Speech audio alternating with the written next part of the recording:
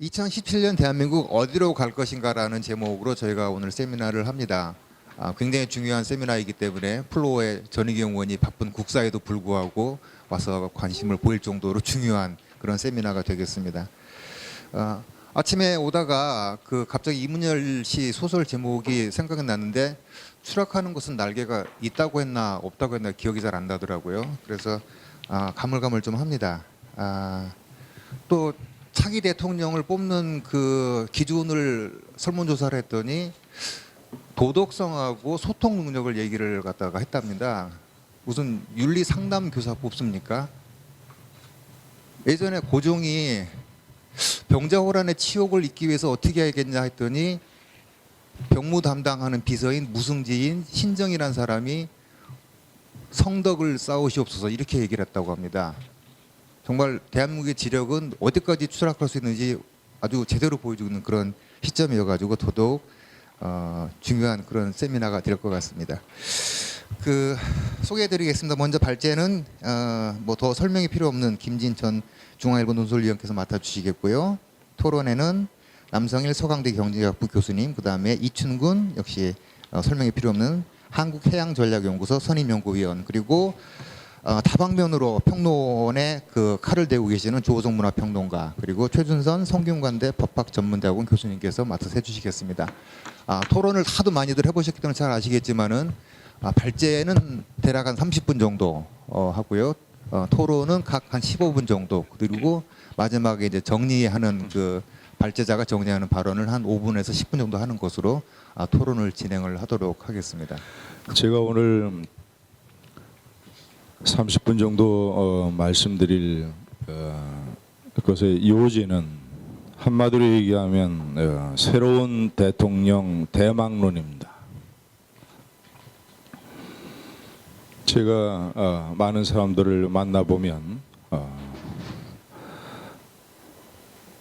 뭐 이쪽 저쪽의 잘못을 가릴 것 없이 대한민국이라는 국가가 왜 이렇게 됐느냐, 이 엄청난 나라가 시련과 갓난을 피와 땀과 눈물로 극복을 하고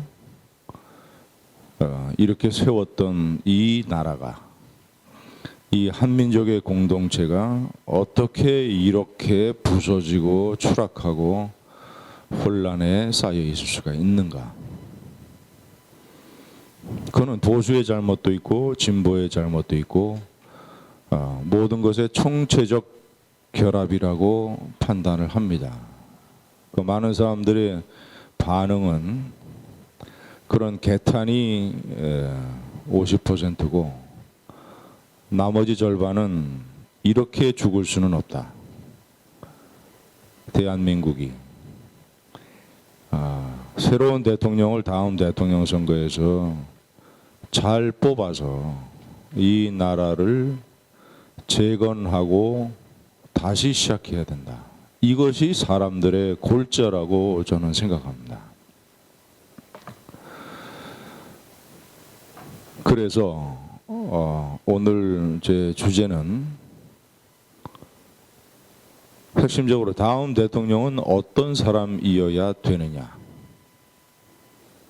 다음 대통령을 필요로 하는 시대적 요건은 무엇인가, 역대 다른 대통령 선거에 비해서 이번 선거의 차이점은, 새로운 조건은 무엇인가, 그리고 그 조건에 맞는 대통령은 가능할 것인가.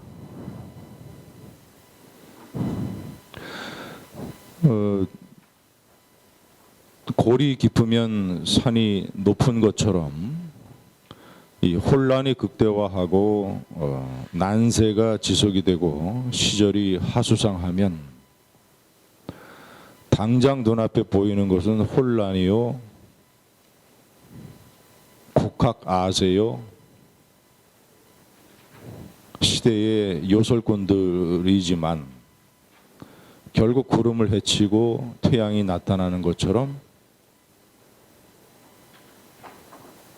시절이 하수상하면 멋있게 얘기하면 영웅, 보통으로 얘기하면 새로운 지도자가 나타날 것이다. 골이 깊으면 산이 깊은 것처럼 훨씬 더 그런 극명한 대조법을 통해서 결국은 나타나지 않겠느냐.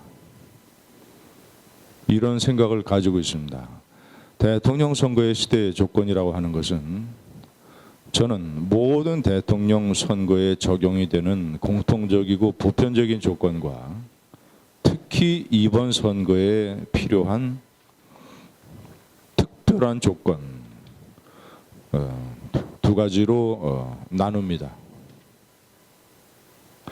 먼저 보편적이지만 또 그 어느 때보다도 또 상당히 그 중요성이 강조가 되고 그런 조건 하나와 크게 나눠서 두 번째는 특별히 이번 대통령 선거에 필요한 조건 하나, 이 두 가지를 말씀드리도록 하겠습니다. 첫 번째는 저는 포괄적으로 말씀드려서 역사적 통찰력이라고 봅니다. 현재 우리나라가 역사적인 좌표에서 어디에 놓여 있느냐. 그래서 이 좌표에서 어떤 좌표로 대한민국을 이동시켜야 되느냐. 이것이 역사적 통찰력이라고 생각합니다.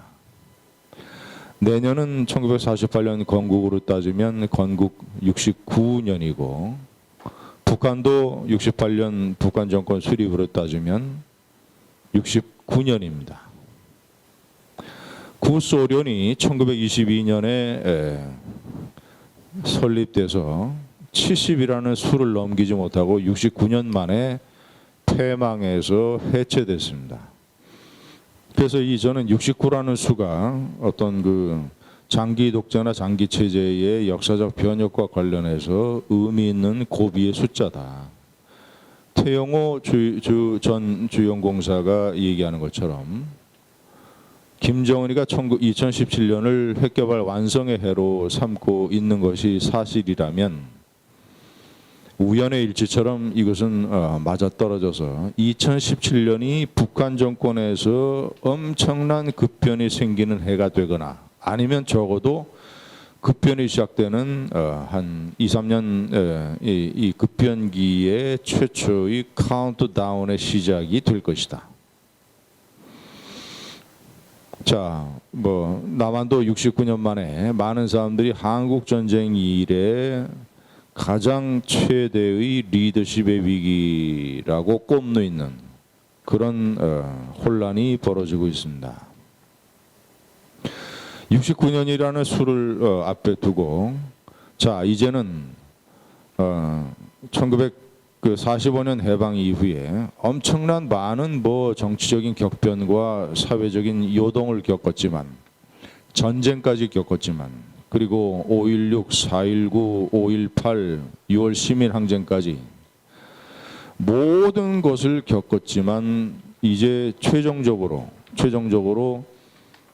작게는 남한 5천만, 많게는 북한 2,500만까지 포함을 해서 7,500만 한민족의 운명에 우리들의 후손 자손 대대로 영향을 미칠 수 있는 1945년 해방 이후에 가장 큰 변혁이 우리 눈앞에 있는 것 아니겠느냐. 이제 결국 쉽게 얘기하면 끝장낼 때가 됐지 않았느냐. 북한 정권에 대해서도 그렇고 북한에서 급변사태나 또는 핵도발이나 어떤 엄청난 일이 일어났을 때 그것을 한국의 지도자와 국민이 어떻게 관리를 해서 어떤 방향으로 이끌어서 어떤 나라나 공동체를 만드느냐가 이 대한민국과 한민족의 성쇠의 결정적인 고비가 될 것이다. 혹자가 얘기하는 대로 그저 취임을 해서 북한 특사를 취임식에 초청을 하고 아마 최용해나 황병석급이 오지 않겠습니까? 그 사람이 취임식 끝난 다음에 대통령과 남한 대통령과 남북 정상회담 준비를 위한 특사회담을 하고 또 개성공단과 금강산 또는 5.24 조치를 전면 해제하고 사드 배치를 사실상 철회하고 이래서 중국이 북한에 대한 대북 제재를 아니 제1 당사자요 피해국인 남한이 앞장서서 다 해제를 하는데 중국이 북한의 석탄을 수입을 규제할 이유가 없고 북한 고위 관리들을 규제하거나 은행 계좌를 통제할 아무런 이유가 없습니다. 남한의 신정부가 나서서 해제하고 중국이 따라서 전면적으로 해제하고 그러면 아무리 미국과 일본이 독자적인 제재를 한다고 해도 그러면 유엔의 제재가 무너지게 되는 겁니다. 유엔의 제재가 무너지게 되면 김정은이는 상황을 오판할 수 있고 그러면 한반도의 안보 긴장 지수가 급속도로 높아지게 됩니다. 2003년 노무현 정권이 들어섰을 때 정확하게 2개월 후에 미국의 신용평가 회사 무디스가 신용 등급 전망을 갑자기 2단계나 낮춰서 부정적으로 발표를 했습니다. 노무현 정권이 깜짝 놀랐습니다. 경제가 흔들리고 노무현 정권의 최초이자 최대 위기였습니다. 그래서 노무현 대통령이 반기문 청와대 외교안보 보좌관을 핵심으로 하는 4인의 특사단을 뉴욕에 파견을 합니다. 이 4인의 특사단이 뉴욕에 가서 무디스에 가서 제발 노무현 대통령이 방미할 때까지만이라도 기다려달라 사정하고 애걸합니다. 뉴욕에 있을 때는 결론을 내지 못해서 이 4인 특사단이 홍콩으로 이동을 해서 같은 신용평가사 피치에 가서 또 다른 설득 작업을 하던 도중에 뉴욕의 무디스가 대표단에게 연락을 해서 우리가 노무현 대통령 방미 때까지 기다리기로 했다. 실제적으로 등급을 낮추는 것을. 자, 그래서 노무현 정권은 큰 고비를 넘겼습니다. 노무현 대통령은 결국 미국에 가서 반미 입장은 쑥 걷어들이고 미국의 비위를 맞추는 발언들을 해야만 했습니다. 그래서 결국 신용등급이 하락되지 않았는데 만약에 올해 비슷한 일이 일어나게 된다면 그때의 신용등급 하락으로 인한 여파는 14년 전보다 훨씬 클 겁니다. 더군다나 지금은 상황이 더욱 안 좋은 것이 미국이 고금리 정책 때문에 그렇지 않아도 달러가 빠져나가는 상황이고 그리고 지금 저 산업 구조 조정이라든가 경기 침체 등으로 인해서 한국의 이 자금난에 시달리는 기업들이 많은데 이 기업들이 국제시장에서 달러를 조달하는 데에 훨씬 비싼 이자를 지불해야 됩니다. 자, 그리고 한일 관계가 틀어져서 한일 통화 스와프도 안 되죠. 중국이 한국에 대해서 경제 보복을 계속 가하죠. 이런 상황에서 14년보다 훨씬 악화된 상황에서 3대 신용평가 회사 중에서 한두 개만이라도 신용 등급을 떨어뜨리기 시작을 하면 더군다나 또 하나의 중요한 변수는 미국의 트럼프입니다. 미국의 트럼프 그리고 양대 국가안보보좌관과 마이클 플린과 제임스 매티스 국방장관 이 두 사람은 이라크전과 아프가니스탄 전쟁을 치른 중부군 사령관 출신들입니다. 이 사람들은 군사작전으로 세상을 바꿀 수 있다는 신념을 가진 사람들이에요.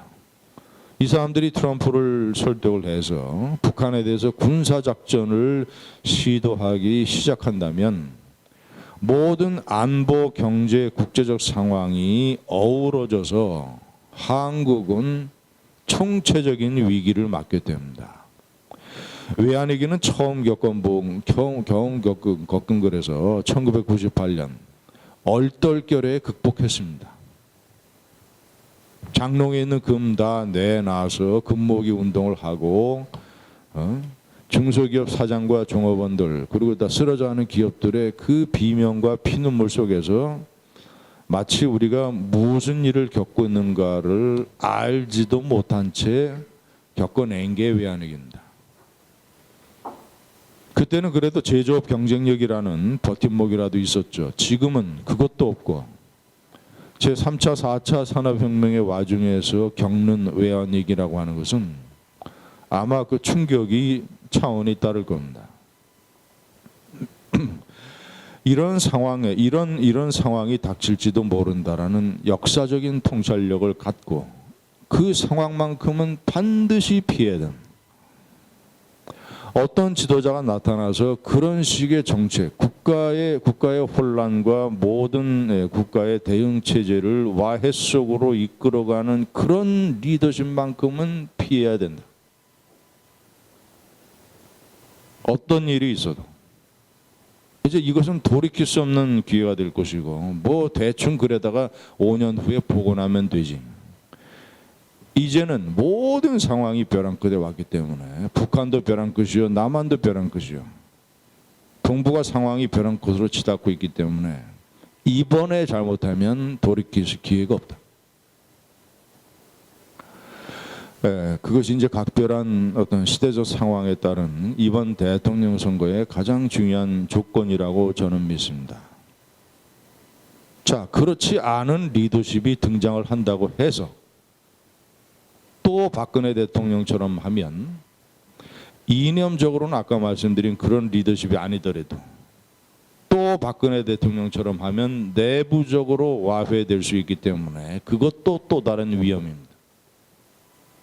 이념적으로는 그렇지 않은 대통령이라 하더라도 박근혜 대통령의 실패를 철저히 분석을 해서 그것을 재현하지 않도록 그거와는 다른 박근혜와는 다른 내부 국내 통치력을 발휘를 해야 북한에서 급변 사태가 터지고 어떤 중요한 상황이 발생을 했을 때 국민들의 이 총력을 모아서 대처할 수 있는 리더십이 가능해집니다.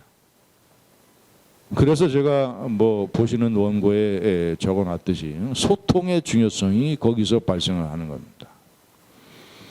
요즘 같은 디지털 SNS 시대에서는 영웅적이거나 전설적인 리더십이 필요하지도 않고 또 가능하지도 않습니다. 이제 그건 뭐 미국이나 영국이나 독일이나 또는 한국이나 모든 나라가 마찬가지입니다. 이런 디지털 시대에 가능한 리더십이라고 하는 것은 절반은 이런 우리와 같은 속성을 지니고 있고, 그러나 절반은 일반 국민들과 다른,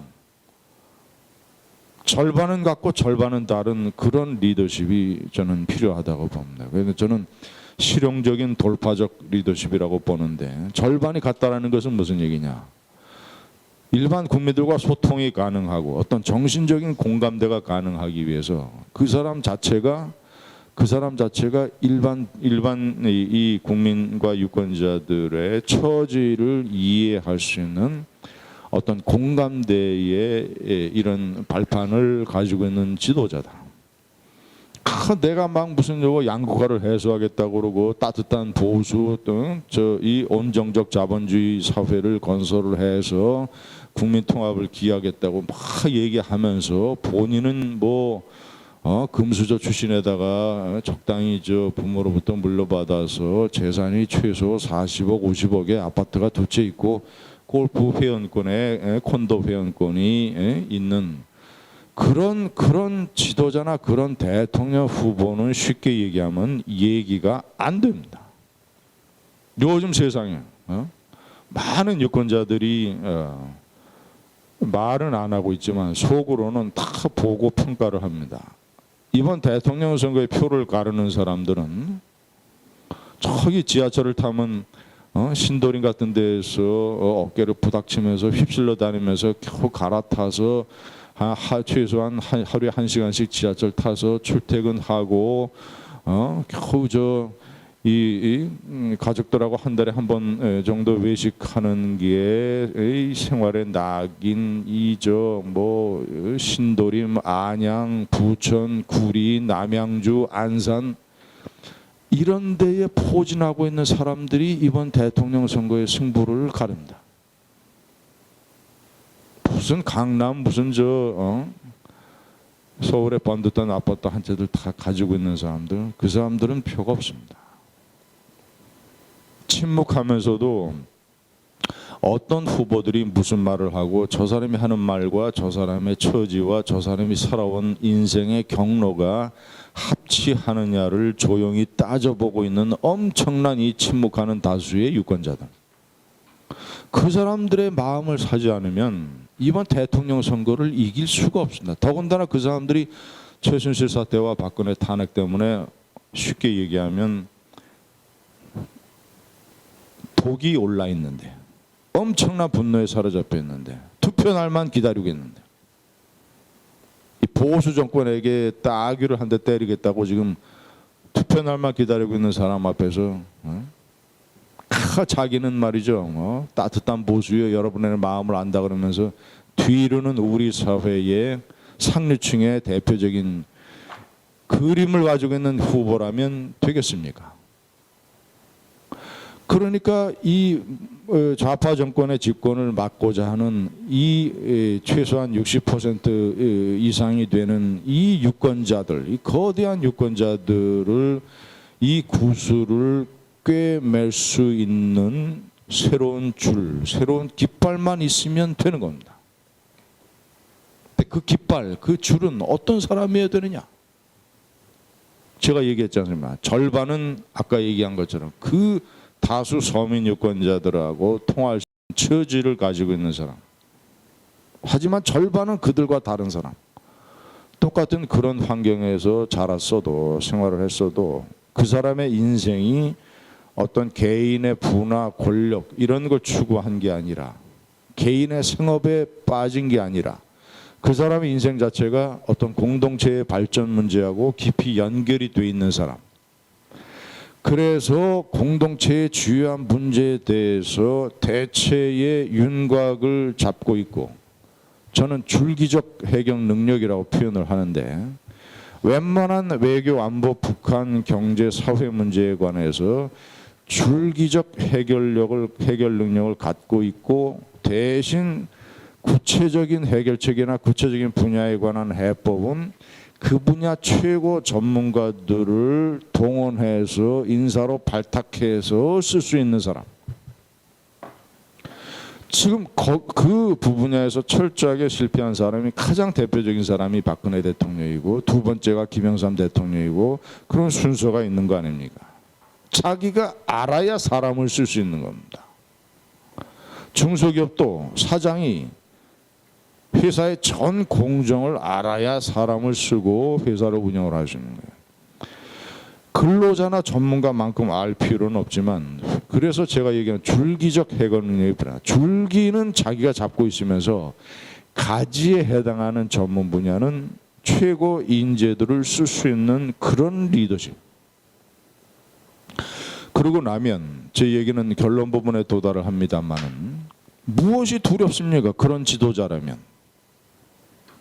내 처지가 5천만 국민의 대다수하고 똑같고, 그래서 내가 살아온 경력이나 이런 걸로 봐서 모든 국민의 애로사항과 이것을 내가 이해할 수 있고, 그런데 나는 또 그들과 다른 인생을 살아서 대체적인 해결 능력을 내가 가지고 있고, 내가 부족한 것은 그 최고의 전문가들을 내가 동원을 할 수 있고, 그 전문가들을 모아서 진지하게 회의해서 해결책을 만들어내면 국가가 뭐 크게 성공하지 않는다라도 최소한 실패하지 않냐고 최소한 정상적인 궤도에서 상황을 돌파해 나갈 수가 있는데, 그 지도자 입장에서 뭐가 두렵습니까? 소통을 못할 이유가 뭐가 있어요? 박근혜 대통령은 철저히 그게 본인의 뜻이나 아니면 타에 의해서 불행한 인생의 역정 때문에 할 수 없이 그렇게 찌그러든 리더십의 모습으로 됐기 때문에 계속 누에고치처럼 자폐적 생활을 했던 거 아닙니까? 그러니까 기자회견을 1년에 한 번밖에 못한 거 아니에요. 기자회견을 하게 되면 사람들이 물어볼 텐데, 북한의 핵 문제는 어떻게 하고 세월호 사태 때는 뭘 어떻게 했으며, 사람들이 물어볼 텐데 답변을 할 수가 없으니까 그 기자회견을 1년에 한 번 신년 기자회견 짜여진 각본에 따라서 하는 거 외에는 못한 거 아닙니까? 정반대의 케이스가 오바마네요.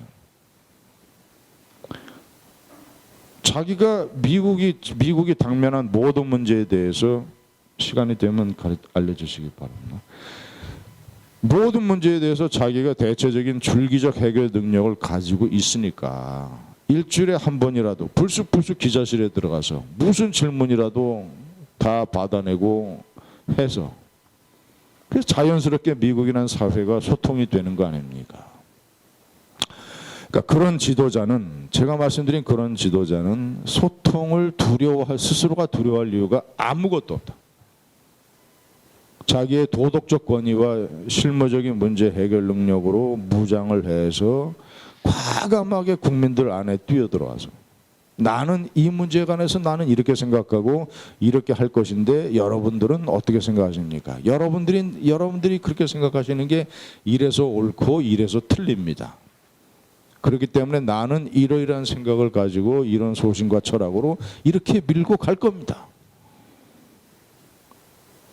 근데 그 말이 권위를 가지기 위해서 도덕적 하자나 자기의 언행일치, 자기가 살아온 경력과 처지가 그 말을 강력하게 뒷받침해주면 저는 그것이 현대 사회의 리더의 소통 능력이라고 생각합니다.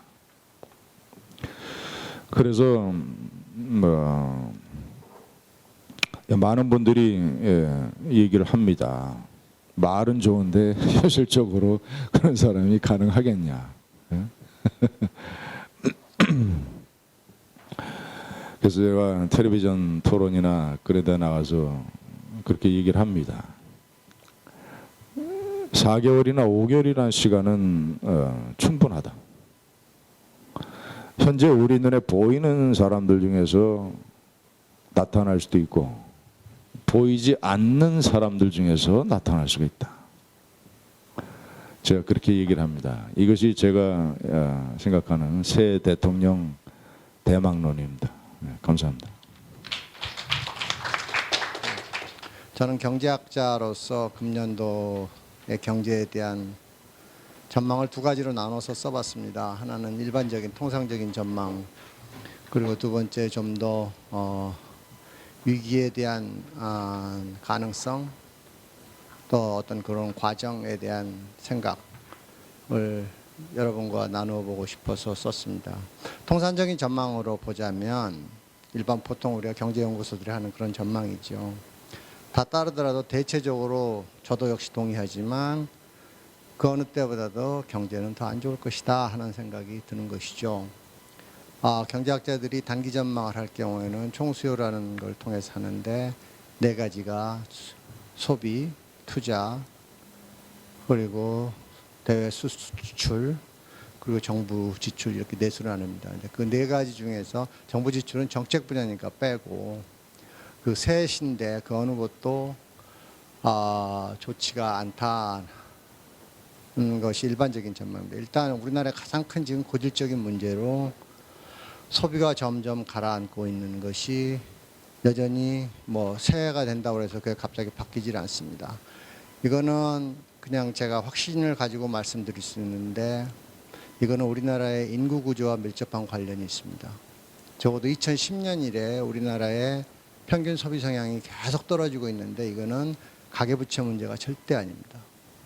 이거는 우리나라의 핵심 소비계층이라고 할 수 있는 25세부터 55세까지의 핵심 연령 인구가 2008년을 정점으로 지금 계속 줄어들고 있고 20년 전에 정확하게 일본이 그런 식으로 됐습니다. 그래서 일본이 1996년부터 계속 떨어지고 있어요. 우리가 그걸 뻔히 보면서도 애써 그 아픈 현실을 눈 감고 있는 겁니다. 제가 2012년, 23년부터 누누이 얘기를 했던 겁니다.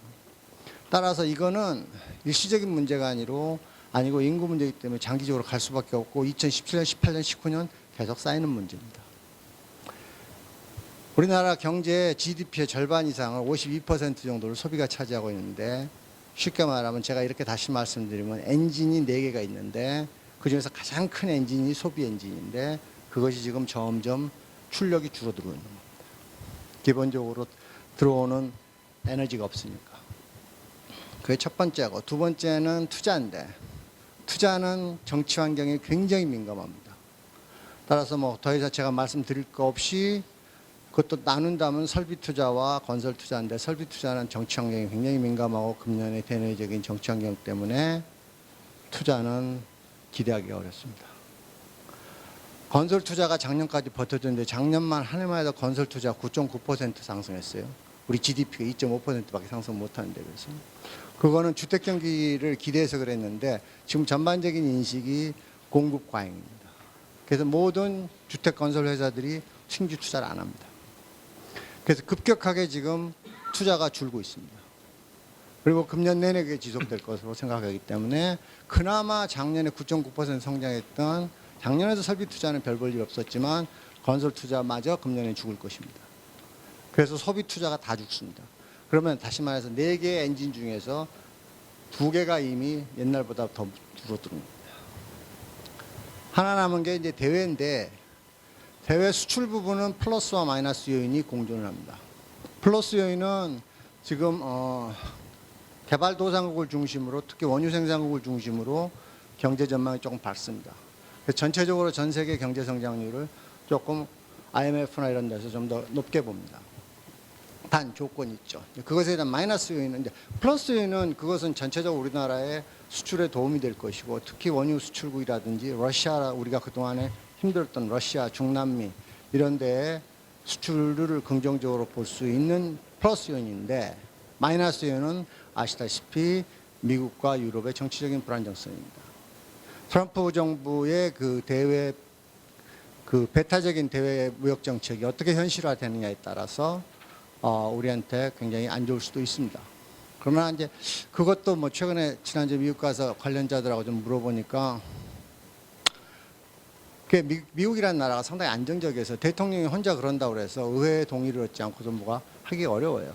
그래서 특히 멕시코 쪽은 그렇게 별로 우려하지 않는 걸로 제가 봤습니다. 그러나 그 외에 그러나 기본적으로 미국이 특히 중국에 대해서 굉장히 그 긴장을 오히려 촉발하는 정책을 쓰면서 무역 갈등을 하고 그 다음에 또 하나 지금 잠재적인 걱정이 뭐냐면 유럽에서 4월에 프랑스, 9월에 독일에서 선거가 있는데 지금 현재 극우 정당들이 다 약진할 가능성이 있고 이 사람들이 내세우는 게 굉장히 배타적인 경제 정책입니다. 그랬을 경우에 지역 간에서 북미 지역 그리고 유럽 지역 간에서의 이런 그리고 중국 이런 주요 경제 맹방들 사이에서의 어떤 그 긴장 관계와 그런 것이 한국과 같은 소국 개방 경제로서는 고래 싸움에 새우등 터지는 격이 될 수도 있습니다. 그랬을 경우에 우리 경제는 또 마이너스입니다. 그 부분. 그래서 그거에 대해서는 플러스와 마이너스가 다 존재한다 이렇게 얘기할 수가 있습니다. 종합적으로 보면은 경제 성장률도 금년보다도 못할 것으로 생각을 합니다. 잘해야 2% 초반 정도 되지 않을까 하는 생각이 듭니다. 그게 첫 번째 전망이고요. 두 번째 이른바 이제 위기의 가능성과 경제학자들의 전망은 기상학자들하고 비슷합니다. 기존까지 있는 데이터들을 다 긁어 모아서 오늘 내일 모레 일기합니다. 그러나 한 달치 두 달치를 쭉 놓고 보면서 금년에 태풍이 더 많이 올까, 금년에 이상 냉해가 없을까 이런 것도 보기도 합니다. 가능성의 측면으로 봐서는 그 어느 때보다 위기 가능성은 높다고 볼 수 있습니다. 그런데 지금까지 우리 한국에 최근에 겪은 두 차례 위기라는 게 1997년의 위기, 2008년의 위기인데 그 두 차례 위기는 순전히 오리진, 기본 원인이 경제였습니다. 이번 2017년의 위기가 온다면 그 위기는 경제보다는 정치에서 올 가능성이 많습니다. 그리고 그 위기의 진원지는 제가 볼 때는 하나는 북한, 하나는 남한의 가능성으로 있을 수 있습니다. 북한 쪽에서는 앞에서 우리 주주에 발표하신 우리 김진 위원께서 상당히 정확하게 지적을 하셨다고 생각을 하는데 그 어느 때보다도 북한이 지금 불안정한 상황에 들어갈 것이고 포인트는 어떻게 됐든지 모르지만 애초에 당초에 프로그램하지 않았던 방향으로 사태가 급격하게 바뀌는 경우입니다. 그래서 무력 충돌이 일어난다든지 그러니까 무력 충돌 가기 전까지 대충 겁주고 뭐 좀 세우고 그렇게 될지 안 될지는 모르는 거란 말이에요. 그렇게 되면은 한반도는 일시에 이제 위험 국가로 떨어지고 경제적인 입장에서는 당연히 한국처럼 개방형 국가에서는 어마어마한 타격을 받을 수밖에 없고 그것은 바로 위기로 직행할 것이고요.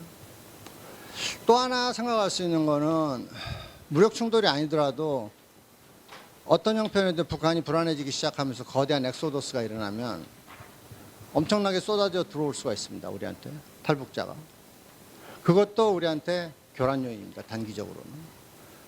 당장 어마어마하게 많은 사람들에 대해서 소비의 여력이 우리한테 있느냐, 주택의 여력이 있느냐, 일자리 여력이 있느냐, 이런 것들이 굉장한 긴장 요인을 발생할 수 있습니다. 물론 장기적으로 보면 통일 한국을 위해서 우리가 치러야 될 비용이고 몇 년이 지나면 잘 될 수도 있어요. 그러나 당장은 우리한테 상당히 위기적인 요인이 된다는, 이게 이제 북한 쪽이고요. 참 남한 쪽에 걱정되는데 보다 현실적입니다. 아까 우리 김지인 위원께서는 그 노무현 정부 때 사례를 얘기하시면서 새 정부가 기존의 우리 안보 정책을 뒤집는 식의 방향으로 하면 국제 신용평가 등급이 떨어질 가능성이 있다고 말씀을 하셨습니다. 그리고 그것이 어려움을 야기할지도 모른다는데, 저는 국제 신용 등급과 관계없이 큰 어려움을 얘기할 수 있다고 생각합니다. 왜 그러냐면 국제 투자자들의 입장에서 보면은 한국이 정권이 바뀌면서 수십 년 동안 유지한 안보의 축을 기본적으로 뒤집는 거예요. 이 사람들한테 그것만큼 보다 더 불확실한 게 없는 거죠. 더더구나 그 불확실성이 한국 내부의 정치적 지평이 아니라 중국의 간섭에 의해서, 중국의 눈치를 보면서 했다 그러면 한국 경제는 이제 중국 눈치 보면서 하는 나라, 사업 기회가 안정성을 가질 수 없는 나라라는 인식이 팽배할 겁니다. 그렇게 됐을 경우에 당연히 해외 투자자들 입장에서는 한국에 대해서 신용등급과 관계없이 자금을 회수하려고 들 것인데, 저는 걱정되는 것이 그것이 아니라 그 이후에요.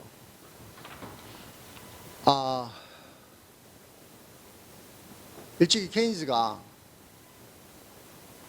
투자자들의 마음은 동물적 본능과 같다, 그래서 양떼처럼 움직인다고 그랬거든요.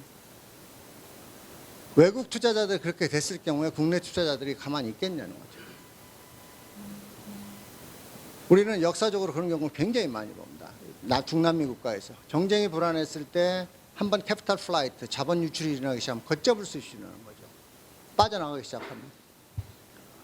그래서 외국 투자자들의 그것이 하나의 신호가 돼서 국내 투자자들이 해외로 캐피탈 플라이트, 자본 유출을 하기 시작하면 국내 경제는 공동상태로 순식간에 빠질 수가 있습니다.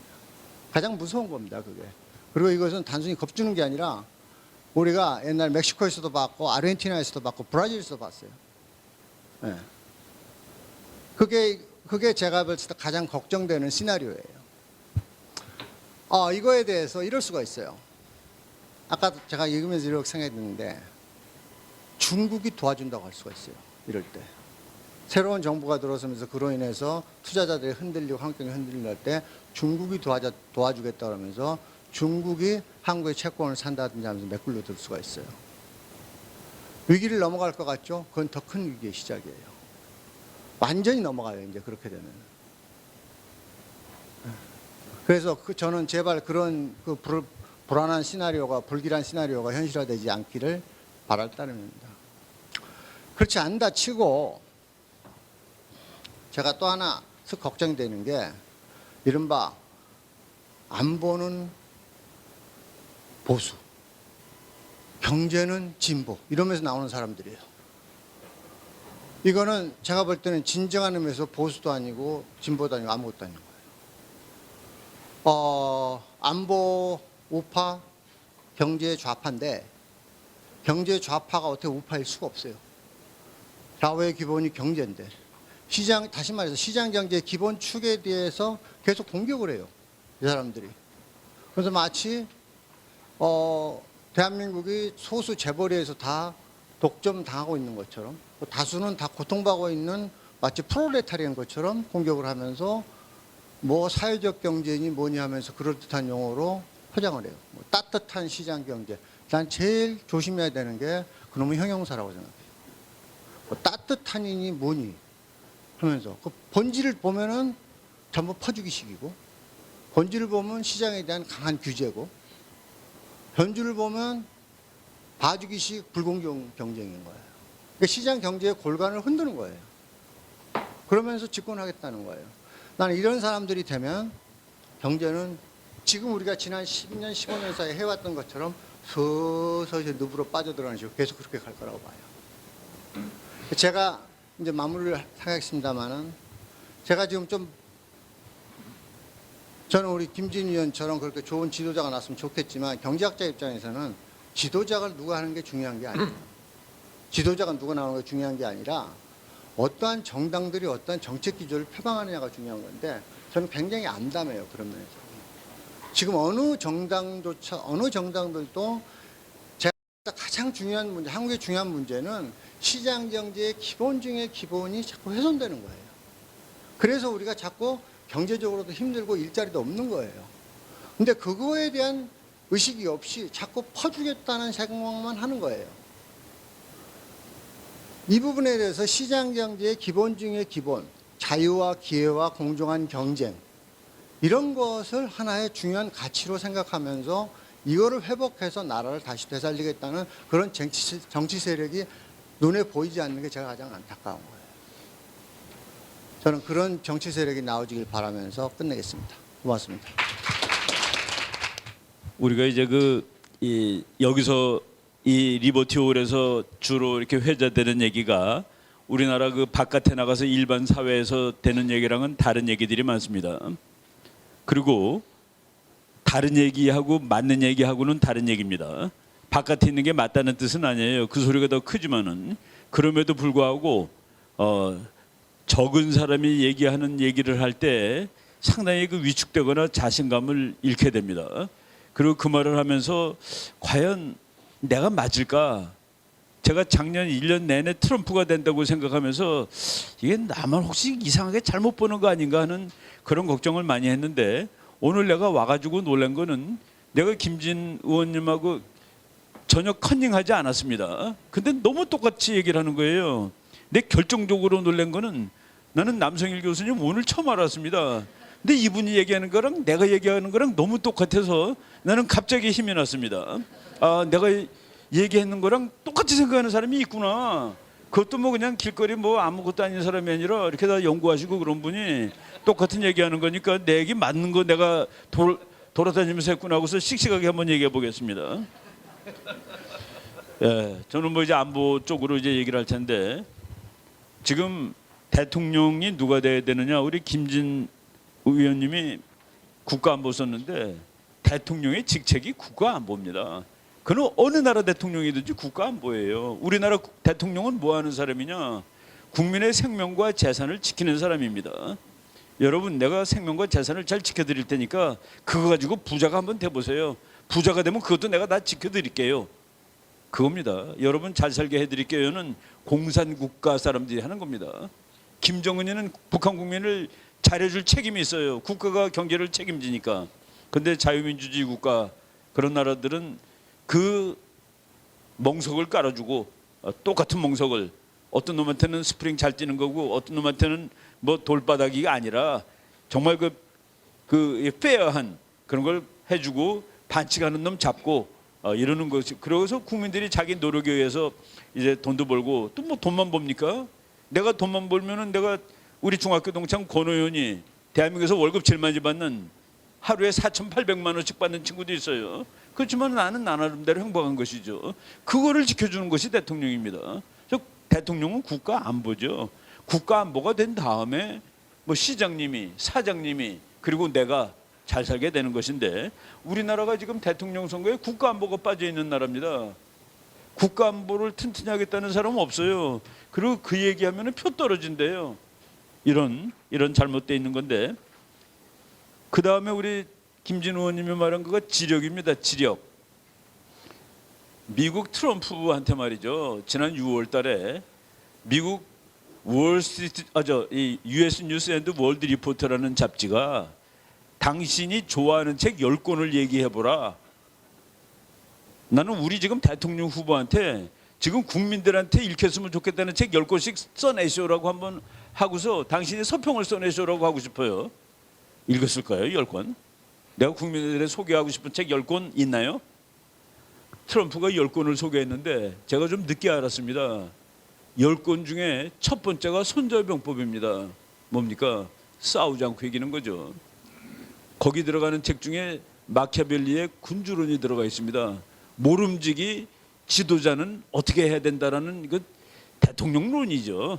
프린스가 그게 들어가 있고, 그리고 신념의 마력이라고 우리말로 번역되어 있는데 노만 빈센트 펄이라는 사람의 이 포지티브 띵킹입니다. 내가 이걸 정말 하고 싶으면 할 수 있다라는 그런 이 신념을 가지고 열정을 가지고 뭘 하라는 그런 책인데, 노만 빈센트 펄의 그 책이 있고, 그리고 하나는 제가 모르는 책인데 에머슨의 책입니다. 교육학에 관한 책 같아요. 그리고 하나는 아인슈타인의 책인데, 아인슈타인의 책은 그것도 이제 자기 개발서가 되겠죠. 그리고 나머지 5권이 뭔지 아세요? 중국입니다. 중국에 관한 책이 5권이에요. 저 사람이 중국 손보겠다 하는 것이 그게 그냥 어느 날 공중에서 나온 얘기가 아닙니다. 우리말로 번역된 중국 공산당의 비밀 세계 더 파티라는 책. 예, 공산당이 역시 우리가 생각하는 민주정당이 아니죠. 그 민주주의자들이 보면 황당한 얘기가 써 있는 책입니다. 그다음에 모택동의 비밀스러운 이야기, 그 우리나라 말로도 번역되어 있는 책이 있습니다. 이안 할러데이라는 한 사람하고 중국 사람이 같이 쓴 책인데 그거. 그다음에 키신저가 쓴 온 차이나. 키신저는 중국에 대해서 우호적으로 썼지만은 중국은 우리랑 생각이 달라라는 책입니다. 그리고 그다음에 또 한 권은 제가 안 읽은 책인데, 이제 중국을 라이즈 오브 차이나를 끌고 가고 변화시키는 사람들, 그건 전 아직 못 봤습니다. 그리고 또 한 권은 1 빌리언 커스터머, 중국 사람이 11억 명이 소비자인데 그 사람들은 미국식으로 거래를 하는 사람들이 아니야. 그러니까 적어도 다르다라는 사람들. 그리고 미국은 미국 사람들 특히는 우리랑 다른 나라는 나쁜 나라야라고 생각하는 평균적인 사고가 있습니다. 그거를 아는 사람이 지금 정책을 짜고 있다는 그 얘기죠. 지력이 필요하다고 그랬는데 미국 대통령 중에서 지력이 가장 확실한 사람 중에 하나가 닉슨 대통령입니다. 결국은 실패했지만은 닉슨 대통령이 당선되자마자 키신저를 불렀습니다. 키신저를 불러가지고 일 좀 해주세요. 나의 국가안보 수석이 돼주세요. 그러니까 키신저가 당신이 나를 어떻게 알고 나를 이렇게 부르고 그걸 해달라고 그러냐 그랬더니, 당신이 1957년에 핵무기와 외교정책이라는 책을 쓰지 않았어. 내가 그때 국회의원일 때 그 책을 읽고 너무나도 감동을 받은 나머지 내가 대통령이 되면 당신을 나의 그 외교정책을 만들어주는 사람으로 쓰고 싶었는데 내가 이렇게 대통령이 됐으니까 부탁을 하는 거예요. 그 참 부탁받은 사람은 얼마나 기분이 좋겠습니까? 그리고 그 책을 벌써 읽고, 그리고 10년 지났는데 국회 돼가지고 내가 저 사람을 써야 되겠다. 우리 아까 김진 의원님 맨 뒤에 청와대 대통령은 최강의 청와대 참모진을 구성해야 된다. 핵심 수석비서관의 경우 자신의 분야뿐만 아니라 국정의 중요한 부분에 대해 대충의 윤곽을 하고 있는 지혜로운 인물들을 발탁해야 할 것이다. 지금 우리나라가 이게 전혀 안 됐기 때문에 여기까지 개판이 된 겁니다. 우파고 좌파고 외교정책이고 경제정책이고, 바로 그거 할 수 있는 사람. 내만 몸만 건강하면 돼, 지식은 빌리면 되는 거야. 그거 말이 안 되는 소리를 한 것이죠. 그리고 나가서 얘기할 수 없으니까 1년 동안 기자들을 못 만나는 사람, 이런 사람은 안 된다는 그런 얘기입니다. 그리고 우리나라가 지금 경제적으로 지금 그 국가 안보하고 경제하고 붙어 있는데, 우리가 잘 모르는 거 동전의 앞은 평화고 뒤는 전쟁입니다. 그런데 이 평화는 이기는 놈이 갖는 거예요. 지는 놈도 평화를 갖는다고 착각하는데, 지금 우리나라 사람들은 저도 평화라고 치는 겁니다. 그러니까 북한한테 꿀이면 평화예요. 꿀리면은 안 싸우니까. 안 싸우는 게 어떻게 평화입니까? 안 싸우는 거를 평화라고 착각하는 이런 안보관, 이건 안 된다. 근데 평화는 자기가 획득하는 겁니다. 이김으로써. 바로 그것도 생각을 못 하는데, 지금 내가 남성일 교수님 얘기 듣고, 이야, 이거 정말 무서운 얘기다. 저는 그 얘기를 하면서도 100% 자신이 없습니다. 경제학을 잘 모르니까. 무슨 일이 이제 앞으로 벌어질 거냐면은 사드, 나는 사드도 미국이 한국을 테스트하는 겁니다. 지금 미국의 대전략의 방향은 야, 그 가서 지켜주냐, 우리가 육군이 가서 지켜주는 건 피곤해. 그리고 미국적이지 못해. 미국은 말이야 도와주는 나를 옆에서 도와주면 돼. 그거를 영어로 문자를 쓰면은 온쇼어 밸런스, 오프쇼어 밸런스로 구분합니다. 온쇼어 밸런스라는 거는 독일에 미군이 가 있는 거예요. 평택에 미군이 와 있는 거, 의정부에 미군이 와 있는 거, 이게 온쇼어 밸런스입니다. 바다에서 육지로 올라가서 균형을 유지하는 것. 그런데 지금 미국의 대가들이 그거는 원래 미국적이 아니다. 그리고 군인이라는 거는 어느 나라 가더라도 야단 맞게 돼 있다. 군인들의 문화가 고급 문화는 아니죠. 전쟁하는 사람들이고, 뭐 우리 다 그런 거 아닙니까? 군대 가면은 도덕이 내려가죠, 당연히. 군복 입고 있으면 저처럼 착한 사람도 깡패랑 싸웁니다. 군인이니까, 장교니까. 그래서 이거는 우리가 미국이 그래도 자유구 상징이고, 그리고 저 뭐 이 겸허의 상징인데 이게 미국적이지 못하다. 그래가지고 오프쇼 밸런스를 해야 된다. 나가서 지켜줘도 되는 거 아니냐. 그런데 이미 미어셰이모 교수가 독일 정도는 미국이 이제 오프쇼 밸런스 할 때가 됐다. 나와도 된다. 왜냐하면은 러시아가 독일 먹을 만큼 세지 못하고 독일이 또 다른 나라를 괴롭힐 만큼 세지 않으니까 미군 빼라라고 했습니다. 근데 이 사람이 한국 얘기는 차마 안 했는데 한국에서도 빼는 걸 원하는 사람입니다. 그런데 건수가 없어요. 건수가. 야, 그래도 한 미국 네가만 나를 지켜줘야지. 무슨 소리야. 몇십 년 동안 있다 갑자기 나간다면 어떡해. 육군이 있어야지 당연히. 그런데 육군이 나갈 수 있는 거는 뭐냐. 사드. 사드는 뭡니까. 서울 지켜주려고 사드 갖다 놓는 거 아닙니다. 한국에 와 있는 미군이 북한의 미사일 기술이 너무 좋아져서 그것을 막으려면 지금 미사일로는 안 되고 사드쯤 갖다 놔야 된다. 내가 살아야지 너를 지켜주지 않겠니? 라는 논리인데 놀랍게도 네 우산 쓰는 거 싫어. 중국이 뭐라고 그래? 그럼 미국이 그래 오프쇼 밸런스를 해줄게. 한미동맹에 대해서 전혀 걱정하지 마. 나는 말이야 한국이 전쟁 나면 당장 달려올 거야. 그 대신에 일단 바다에 나가 있을게. 오키나와에 가 있을게. 육군은. 그리고 해군이 바다에 있고 뭐 비행기도 있으면 되지 않겠어? 그거를 할 수 있는 건수입니다. 미국이 자기 나름대로. 그런데 우리가 만약 사드는 중국이 너무 분노를 하기 때문에 안 됩니다. 갖다 놓지 마세요. 그러면 미국이 그러면 나가서 지켜드릴게요라고 할 때 지금 말한 케인즈가 말한 투자자들은 동물적으로 반응한다. 지금 60년 동안 지나온 이거 여기는 미군이 있으니까 돈 갖다 놔도 번전은 찾아. 그리고 한국은 잘 먹고 잘 사는 나라이기 때문에 이득이 좀 나올 거야. 작년에 그거 조사하러 한두 놈이 왔다 간 게 아니에요. 저도 한번 조선 호텔에 강의를 해달래서 갔는데 미국 사람 하나 앉아 있고 한국 사람이 하나 앉아 있더라고요. 그래서 둘이 나는 커피 먹고 몇십 명 앞에서 강의하는 줄 알았더니 강의하세요 그러더라고. 둘이. 그래서 미국 사람한테 당신은 뭐유? 그랬더니 시카고에 있는 투자은행 그 조사역인데 한국에 투자를 해도 되는지 그 조사하러 왔대요.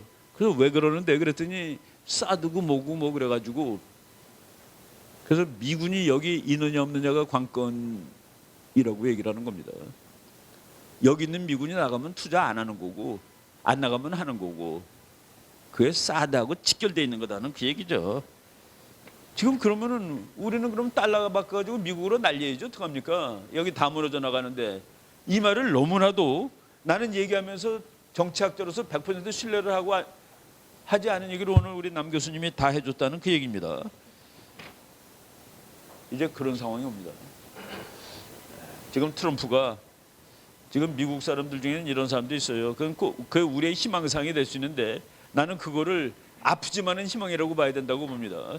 미국의 지난 12월 1일 날 그 월터 샤프 대장이라고 우리나라에 와서 그 주한미군 유엔군 사령관이라는 사람이 있는데 그분이 12월 1일 날 그 미국의 워싱턴에 있는 CSIS라는 연구소가 있습니다. Center for Strategic and International Studies. 그러니까 국제 전략 연구소에서 세미나를 하는데 장거리 미사일은 이제 이렇게 수직으로 하늘로 쏩니다. 직각으로. 근데 그거 하기 위해서 이렇게 거치를 해야 되죠. 발사대. 그러니까 북한은 그거를 뭐 은하 미사일, 뭐 인공위성이라고 그러는데 미국은 대포동이라고 그러죠. 그 사람이 이거를 갖다 거치할 때 쏴버려야 된다고 그랬습니다. 거치할 때 가서 깨버려라. 왜? 거기 핵탄두 단 건지도 모르고 미국까지 오는 건지도 모르니까 지금 거기까지 와 있습니다. 거기까지. 그리고 그 영어로 will not 너는 죽어도 못해. you will not 뭐 이런 거 있죠. won't W-O-N-T won't. 김정은이가 금년 1월 1일 날 이제 완성이 다가왔다 그랬더니 트럼프가 won't라고 그랬죠. want. 웃기지 마 임마. 예, 그런데 지금 여기서 우리가 지금 수술을 해야지 이 나라가 사는 상황이 됐습니다. 북한 문제 수술해야 끝나지 그냥 안 끝나요. 말로 안 됐잖아요. 심지어는 우리 국내 문제도 수술을 해야 되는 상황이었습니다. 그런데 우리 국민들이 상당 부분이 수술은 해야 사는 것을 알면서 피는 흘리면 안 된대요. 피는 흘리면 안 된대. 그게 앞뒤가 안 맞잖아요. 그리고 그 피를 너무 위기라고 강조할 필요는 저는 없다는 생각이 듭니다. 우리가 이가 아플 때 가서 빼는 순간이 더 아프죠. 그 빼는 순간이 더 아프다고 그걸 안 빼겠다고 그러면 안 되는 겁니다. 저는 우리나라의 다음번 지도자는 그냥 지난 10년의 그 보수, 저 사람이 무슨 보수인지 진보인지도 잘 모르겠어요. 어느 나라가 우리 친구고 어느 나라가 우리를 통일시킬 거고 어느 나라가 우리의 통일을 반대할지도 모르는 사람들이 무슨 뭐 대한민국을 끌어갑니까? 그러다 지금 이렇게 그 고생을 하고 있는데 그거를 정확히 아는 사람, 국민하고 얘기할 수 있는 사람, 그리고 말을 하면서 돈이 뭐 몇천억씩 갖고 있는 사람, 이런 사람 저는 안 된다고 봅니다. 그런 사람이 지금 없다면 찾아야 되고, 그리고 우리 김진우 의원님 말씀대로 뭐 앞으로 몇 개월 동안이면 그게 다 되는 것이죠. 그게 될 수 있고, 그래서 우리가 이제 좌절만 하지 말고 희망을 가져야 되는데, 제가 그 요새 뭐 그냥 어른들이 뭐 까똑을 무지하게 보내더라고요. 할아버지들이. 야, 요새 그 놀랐어요. 그러니까 저들이 몰랐던 거가 우리나라에 늙은이들이 머리 흰 사람들이 다 대학 나왔다는 거, 나이는 많아도 건강하다는 거, 돈도 있고 시간도 있다는 거, 까똑도 할 줄 안다는 거를 모르는 거예요. 뭐 시가 안 나왔는데 나는 금년에 쓴 시인 줄 알았는데 이혜령 선생이 몇 년 전에 쓴 시더라고요. 그중에 일부만 한 30초 동안 읽고서 끝내도록 하겠습니다. 남들이 앉아있을 때 걷고 그들이 걸으면 우리는 뛰었습니다.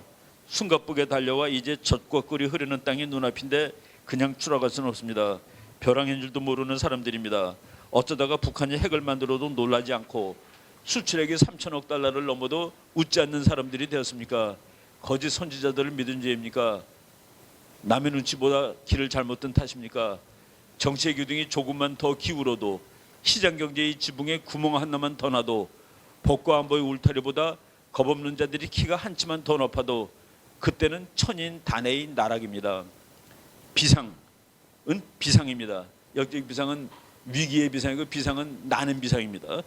싸움밖에 모르는 정치인들에게는 비둘기의 날개를 주시고 살기에 지친 서민들에게는 독수리의 날개를 주십시오.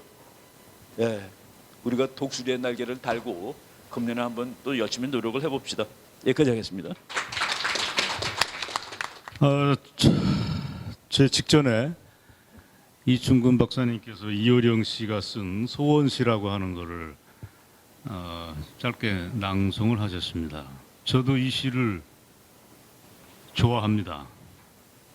이효령 씨가 나이는 연세는 높으시지만 아마 70대, 80대 초반에 이런 시를 썼다고 하는 건 아직도 감각이 좋다는 얘기입니다. 이분이 20, 30년 전인가 제가 문득 생각나는데 시곡도 썼습니다. 시곡도 평론만 한 게 아니고. 근데 기본적으로 손재주가 뛰어난 분입니다. 근데 이 자리에서 고백을 하지만 저는 이효령을 사실 높이 평가하지 않습니다. 재주가 승해서 백어표를 해줄 바탕이 없는 사람이라고 평가절하를 합니다. 이 시도 시 자체로는 나쁘지 않습니다. 이효령이 안 썼다면 괜찮은 시 중에 하나인데 이효령이 썼기 때문에 기분 나쁜 시 중에 하나로 저한테는 다가옵니다. 그리고 이게 우리 이충근 박사님하고 직접 관련은 없습니다. 괜찮습니다. 그다음에 이게 해필이면 중앙일보에 신년에 멘태전 신년 후에 발표가 됐던 글로 제가 알고 있습니다. 그래서 더 저는 기분이 나쁩니다. 예를 들어서 뭐 어떤 매체에 실렸다고 그래서 어떤 편견을 가질 필요는 없지만 이어령 시 중에 중간 여러분이 아까 보셨지만 보시지 않습니까? 거짓 선지자를 믿은 죄입니까? 중앙일보 자체가 지금 거짓 선지자 노릇중에 왕초 노릇을 하고 있습니다. 이런 싸가지 없는 매체를 만들고 거기다 잉크 바른 시를 저는 용인할 수가 없습니다. 법과 질서의 울타리 뭐 이따구 얘기를 하는 법과 질서를 흔들어 놨습니다. 또 하나 천인단의 나락으로 떨어질까봐 무섭다라고 경고를 냈지만 그놈의 매체가 대한민국을 천인단의 나락으로 우리를 지금 끄잡아 내리는 부분을 우리가 지금 관찰하고 있습니다. 적지 않은 사람들이 신문을 끊고 그 앞에 천막을 치고 항의를 하고 하는 것도 매체에 따른 성격 차가 있어서 사람들이 반응하는 거 자유로울 수 있지만 저는 그런 반응도 우연만은 아니라고 봅니다. 이어령의 소원시를 우리가 시로서는 뛰어나지만 매우 재수 없는 시 중에 하나다. 한마디로 위선에 가득한 시다. 이런 시를 우리가 굳이 새에 음미해 볼 필요는 없다. 이런 위선 허위의식의 덩어리를 우리가 굳이 볼 필요는 없다는 생각을 저는 전부터 가졌습니다. 그러나 오해의 소지가 있을 것 같아서 반복을 드리자면 시 자체는 나쁘지 않습니다. 그리고 이충근 박사님한테는 큰 죄가 없습니다. 굳이 묻질 않겠습니다. 예. 저는 오래전에 이 시를 발견하고 몇 번 인용도 하고 이 시가 왜 싸가지 없는 시인가에 대해서 몇 번 글을 썼기 때문에 이런 얘기를 당당하게 얘기할 수 있습니다. 이어령이 내 앞에 찾아와서 얘기하더라도 그 지점을 지적할 수 있다고 저는 확신을 합니다. 자, 제 글 토론을 하겠습니다. 저는 강물이 흘러가다가 토론회가 이루어지다가 중간에 한번 급류가 만들어지는 수가 있습니다. 밋밋하게 흘러가다가 아니면 정상적으로 흘러가다가 한 번쯤 어떤 돌 뿌리를 만나서 물의 흐름이 바뀔 수도 있는데 어쩌면 제 토론이 그럴 수 있다는 생각을 듭니다. 우리 이런 토론회 포함해서 이런 거를 통상적이고 루틴한 과정이라고 생각하면 이런 뭐 현학적이고 좋은 얘기를 반복해도 상관이 없습니다. 그러나 우리가 속내를 드러내놓고 이런 좋은 공간에 우리가 평소에 가졌던 어떤 트라우마를 포함해서 악몽을 한번 털어내놓고 논의의 몽석에 올려놓는 것도 필요하다 하는 판단이 저는 충동이 들 때가 있습니다. 그러기 위한 용도로 펼쳐봤습니다. 이 리버티블이 그러기 위해서는 썩 나쁜 공간은 아닙니다. 자, 발제자께서는 올해 대선의 시대 정신에 국한해서 한미동맹 포함해서 여러 가지 얘기를 했습니다. 이거는 이미 예정된 정치 프로그램에 따라서 올 한 해를 전망한 겁니다. 이렇게 하는 게 상식적이고 맞습니다. 이렇게 갈 가능성이 훨씬 높습니다. 그러나 저는 그렇게 가지 않을 가능성이 없지 않다. 배제할 수 없다. 어쩌면 더 많을 수도 있다고 하는 불길함을 떨칠 수가 없습니다. 예정된 정치 프로그램으로 과연 갈까 하는 데에 대한 의구심도 없지 않습니다. 그게 오히려 제도적인 절차가 부정되는 상황도 불상사가 발생할 수도 있다 하는 게 제 판단입니다. 그래서 저는 시리아 같은 내전 상황도 배제할 수 없다고 하는 덜컥 무서운 경고도 제 토론문에 집어넣어드렸습니다. 자, 제가 준비한 거를 간단하게 살펴보겠습니다. 지난 한 해 대한민국에서 우리가 경험했던 거를 쉽게 얘기하자면 저는 포괄적으로 얘기하자면 정부 있는 무정부 상태라고 판단을 해왔습니다. 정부가 있으되 사실상 무정부 상태였습니다. 그거에 마지막 짱을 우리가 제어하기는 했습니다. 그게 대통령 탄핵이라고 하는 또 다른 비극으로 결말이 지어졌습니다. 그럼 올 한해는 어떻게 될 거냐? 올 한해가 지난해보다 좋아질 거냐고 믿는 사람, 맨정신을 가진 사람은 없습니다. 포괄적인 전망을 하자면 저는 정부 없는 무정부 상태도 예상할 수 있다. 이게 제 판단입니다. 정부 없는 무정부 상태.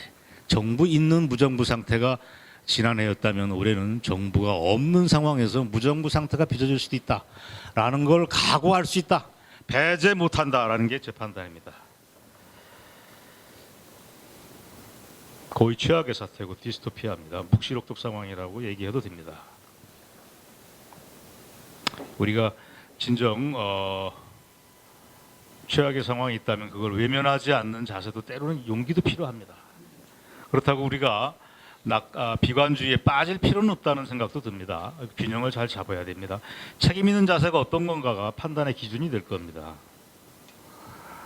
쉽게 얘기하면 최악의 상태도 갈 수 있고 올 한 해가 자유민주주의 체제라고 하는 대한민국 건국 이래 6.25 전쟁 이래 가장 큰 위기를 겪을 수도 있고 자유민주 체제의 붕괴를 노린 좌익 세력의 체제 변혁, 민중혁명의 프로그램이 가동되는 첫 해일 수도 있다고 저는 걱정을 하고 있습니다.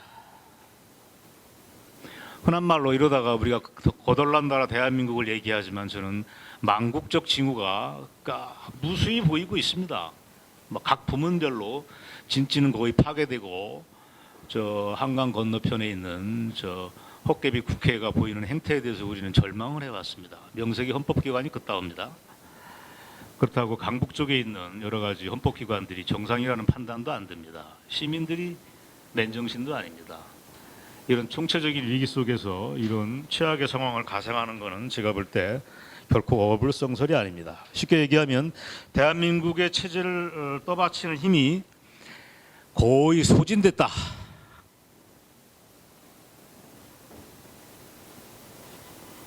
거의 소진되고 말았다고 하는 게 지난 우리의 공통적인 경험입니다. 이걸 외면하지 맙시다. 판단에 따른 온도차는 있을 수 있어도 우리가 체감하고 있는 겁니다. 이걸 외면한다고 하는 것은 무책임한 일로 연결될 수도 있습니다. 반드시 그렇다고 하는 제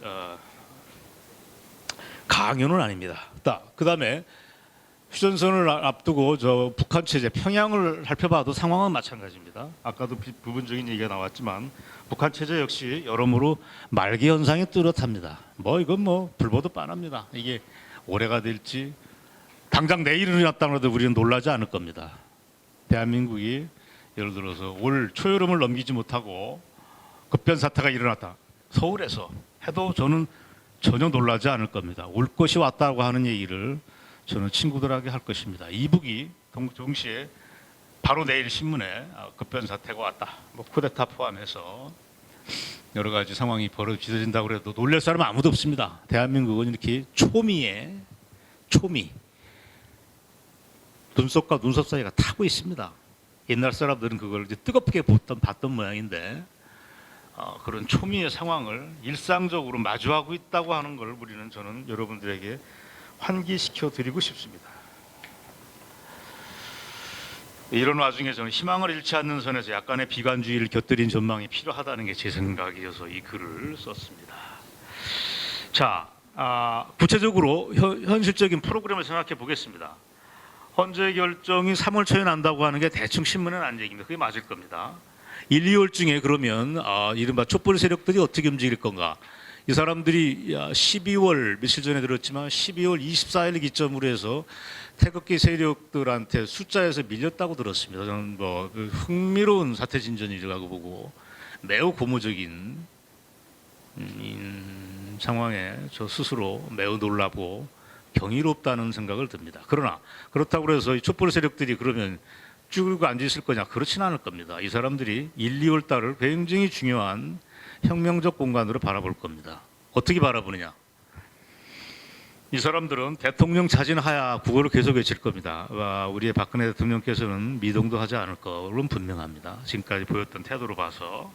그러면 동시에 뭐를 외칠 거냐? 헌재를 압박할 겁니다. 우리 쪽도 헌재를 압박하겠지만 양쪽에서 헌재를 압박하면서 동시에 대중적 지지를 어떻게 끌어내느냐면 혁명밖에 길이 없다고 하는 분위기를 슬슬 유도해낼 겁니다. 그러면서 다음에 5월이나 6월 초에 이루어지는 대선 공간에 대한 무효화 투쟁하고 부분적으로 결부시켜서 분위기를 유도할 거라고 저는 생각을 합니다.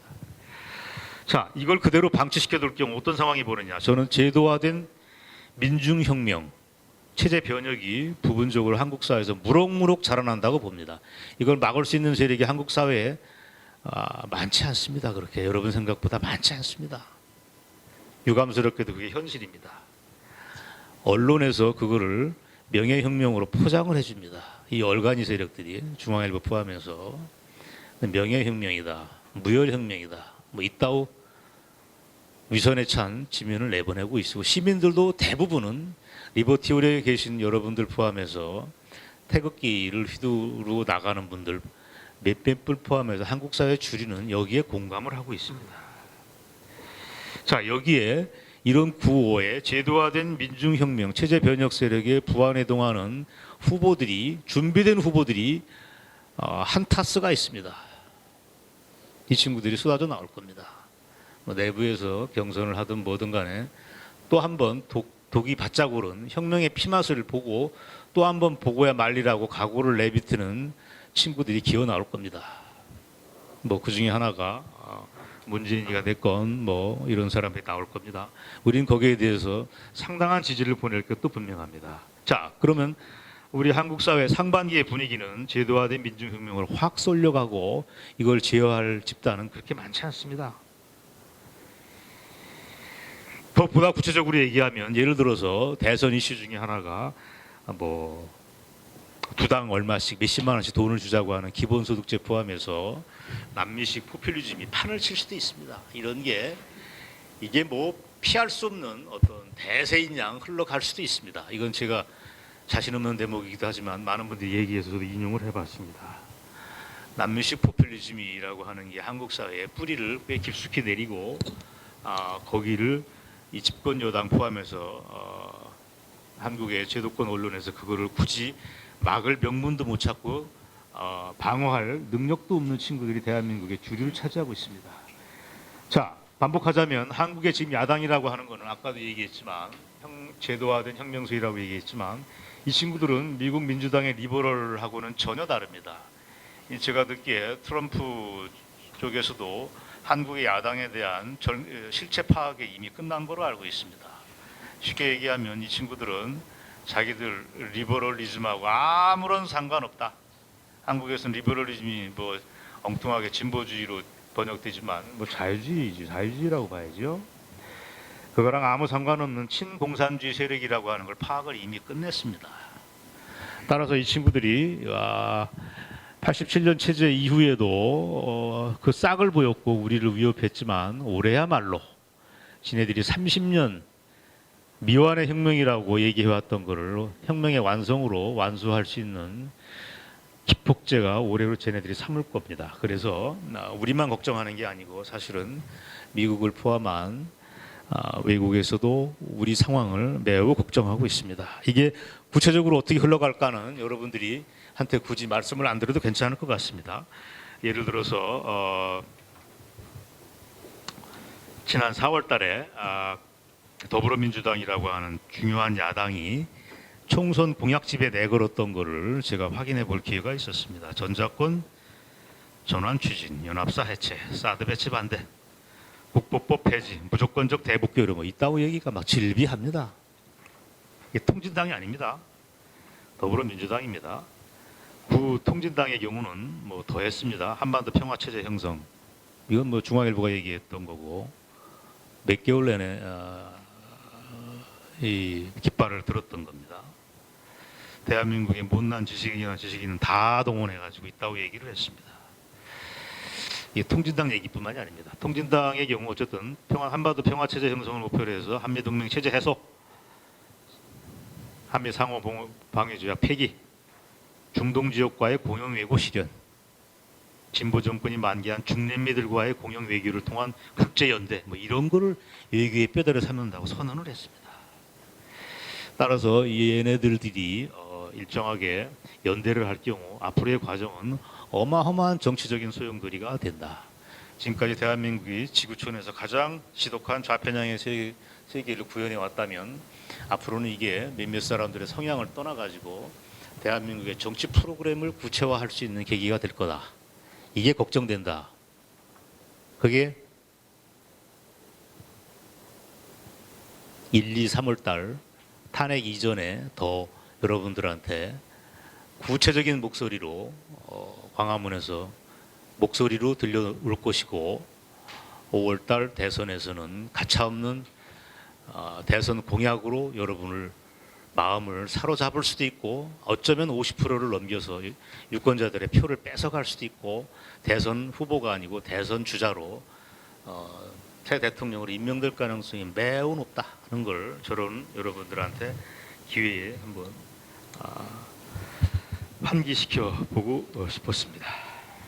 자, 그러면 우리 우익 세력은 가만히 있느냐? 그렇지는 않을 겁니다. 아까 말씀드렸듯이 12월 24일을 기점으로 해서 숫자가 우리가 물리적인 숫자가 많아졌습니다. 물론 그 다음 12월 말에는 뭐 제야의 종소리도 있었고 그래가지고 쟤네 좌빨 촛불들이 잠시 더 나왔다고 그러지만 또 한 번의 역전이 연초에 또 한 번 이루어졌습니다. 올해 며칠 뒤 토요일은 또 한 번 새로운 변화를 우리가 확인할 수 있을 것 같습니다. 이미 대세는 조금 우리 쪽으로 오지 않았나, 승기가 잡지 않았나 하는 생각도 희망적인 관측을 하지만 어쨌든 촛불 집회 뜻대로 되지는 않을 겁니다. 그렇다고 태극기 세력이 이걸 적극적으로 방어해낼 만한 능력이 있느냐, 저는 조금 의구심이 없지 않습니다만은 이 기란 관계가 어떤 식으로 흘러가느냐는 굉장히 다양한 상황 속에서 위험한 상황, 희망적 상황도 연출할 수 있다고 봅니다. 이게 아까 말씀드린 듯이 길은 여러 가지 갈래로 되어 있습니다. 시민혁명으로 포장된 인민민주주의 혁명이 지금 진행되고 있다. 저는 단언을 합니다. 이건 뭐 명백합니다. 이거 거부하는 놈 위선자들입니다. 조중동만 거부하고 있습니다. 시민혁명으로 포장된 인민민주주의 혁명이 이미 우리한테 깊숙하게 진행되고 있습니다.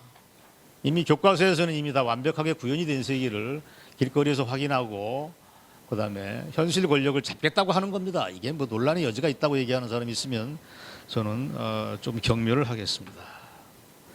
자, 그러면 이번에 치러지는 조기 대선이라고 하는 거는 아까 얘기한 87년 체제도에서 유보해왔던 좌익들의 꿈이 펼쳐질 수 있는 공간이다. 그래서 위험하다는 게 제 판단입니다. 그거를 저는 이 글에서 제목으로 썼습니다. 대한민국 해체 노린 혁명정부 등장의 첫 해가 될 수 있다.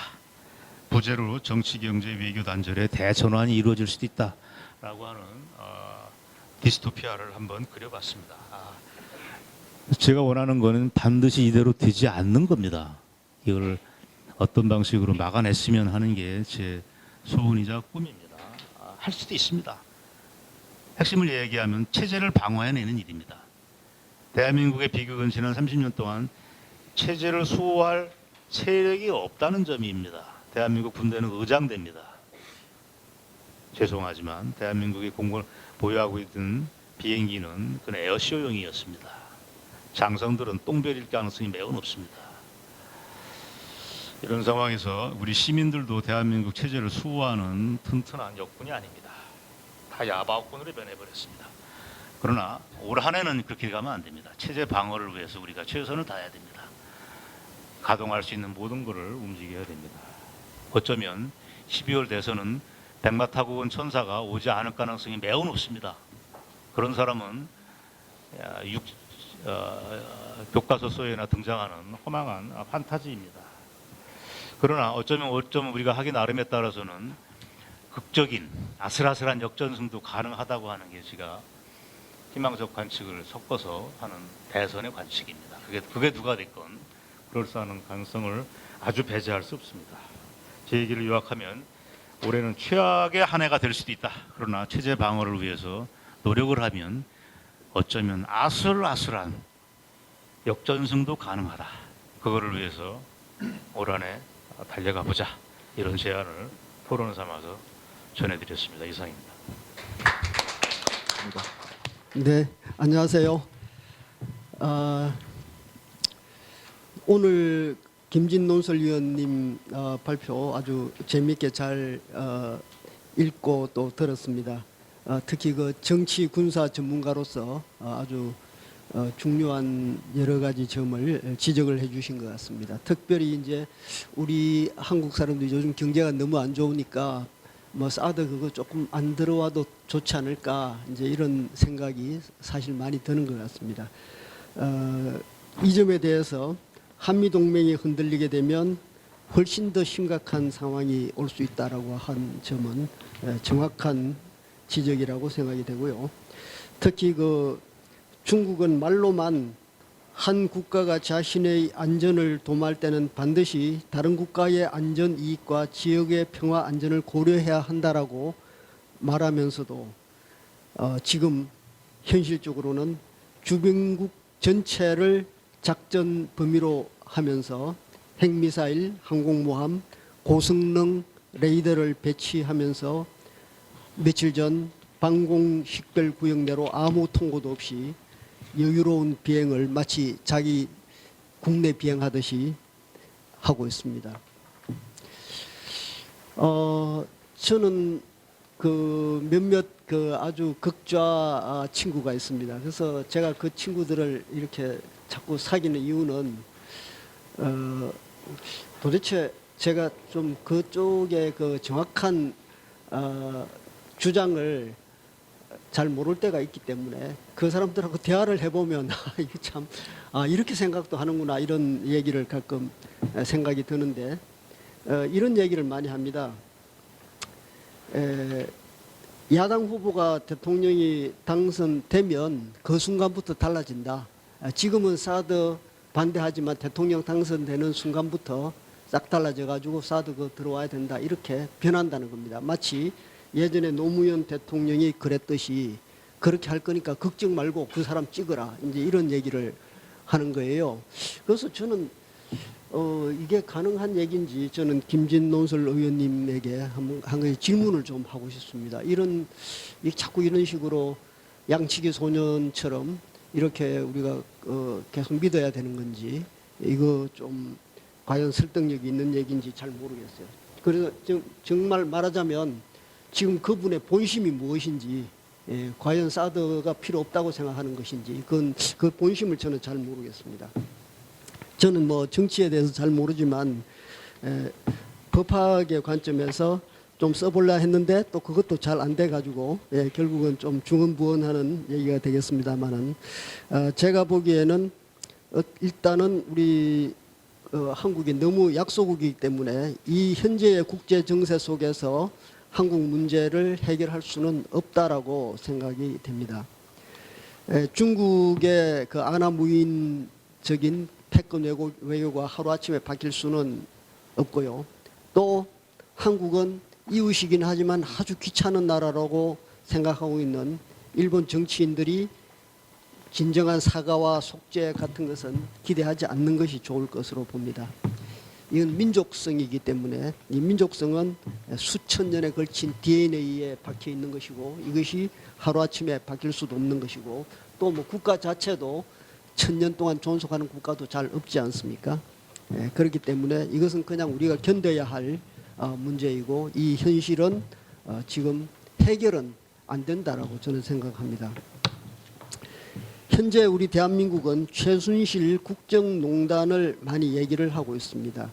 그런데 용어를 똑바로 써야 되는데 저도 칼럼을 써서 보냈더니 나는 그냥 최순실 사태 정도로 썼는데 막상 인쇄된 칼럼 보니까 국정농단이라고 제가 그렇게 말한 걸로 돼 있어요.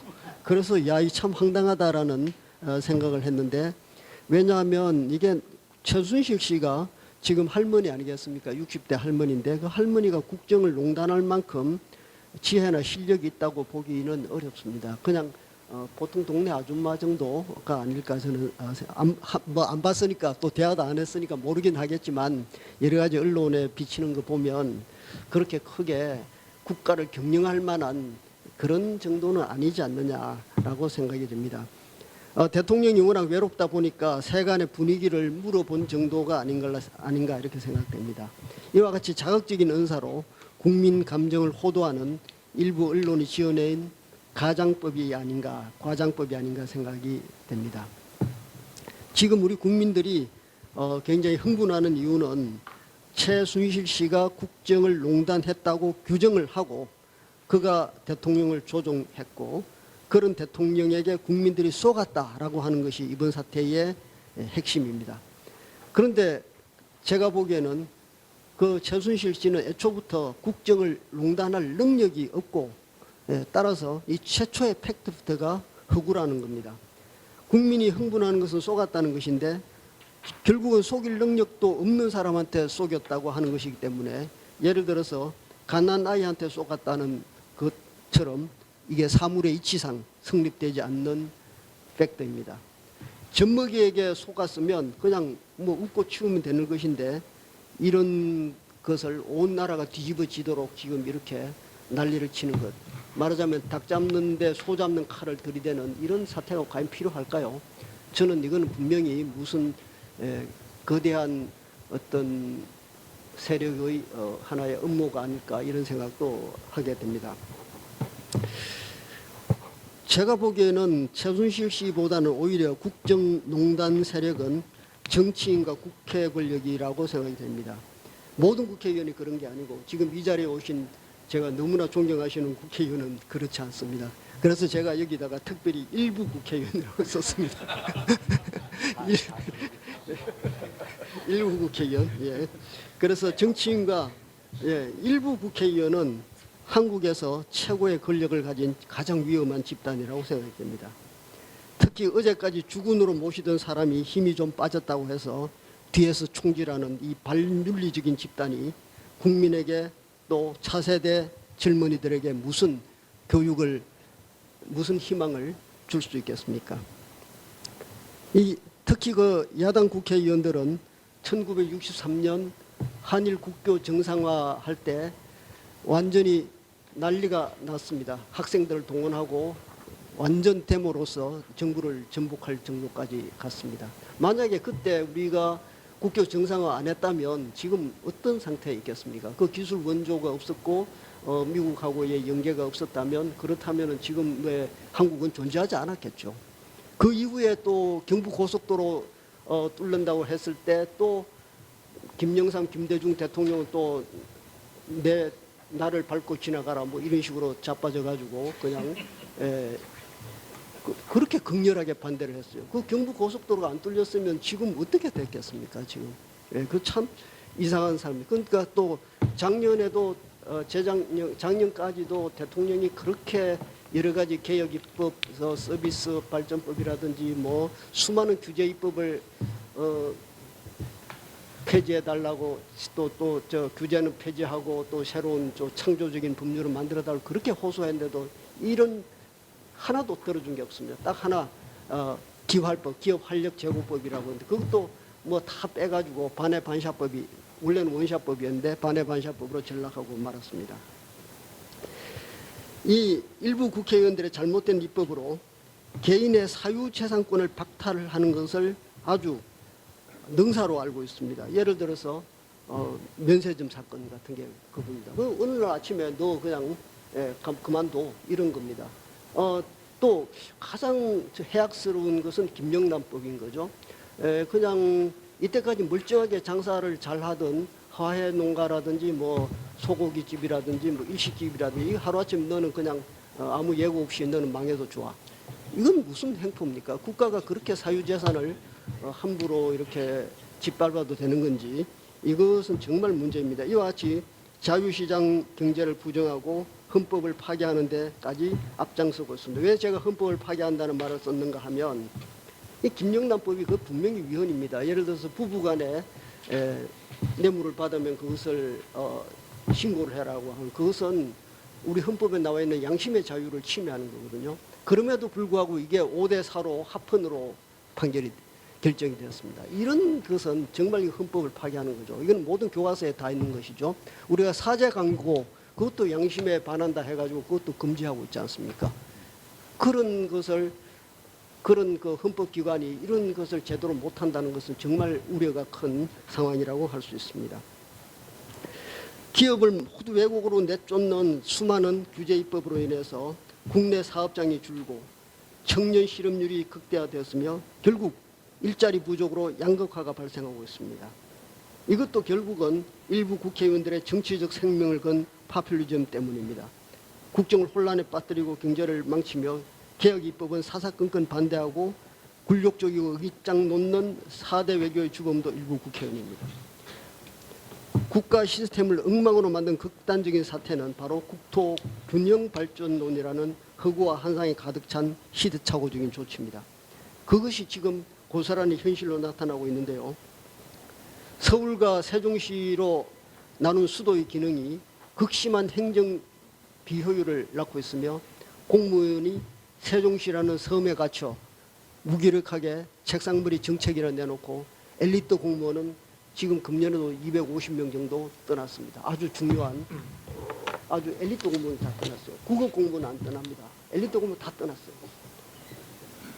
서울과 세종시를 오가느라고 거리에 뿌리는 시간까지 합치면 매년 수조 원의 비용을 허공에 낭비하고 있습니다. 이건 무슨 짓입니까, 이것이? 저도 세종시 한번 가는데 아침에 11시 회의라 해서 아침 8시에 터미널에 가서 버스 타고 10시 반쯤 도착해가지고 가서 점심 먹고 그 다음에 오후 2시쯤 올라오니까 서울 오니까 6시쯤 됐어요. 또 차가 얼마나 막혀가지고 그래 하루를 완전히 버렸습니다. 가서 제가 회의비 10만 원 받았는데 내가 뭐 얼마나 짜증이 나는지. 근데 다른 공무원도 이렇게 할 걸 생각하니까 정말 분통이 터지고 한심했습니다. 이렇게 아무 논리도 타당성도 없이 정부의 각 부처와 중요 공기업을 이곳저곳에 뿌려가지고 아무 논리도 없습니다. 그냥 너는 저리 가, 너는 이리 가, 이런 거였어요. 그래서 이산가족을 만들고 전국의 땅값을 치솟게 만들어서 정부의 부채를 천문학적으로 키운 것도 이 정치인들입니다. 차라리 업무 영역별로 어떤 클러스터로 만들어서 뭐 어떤 지역은 뭐 어떤 부서 이렇게 했으면 좋은데 그게 전혀 없어요. 그게 없고 그냥 적당하게 뿌렸습니다.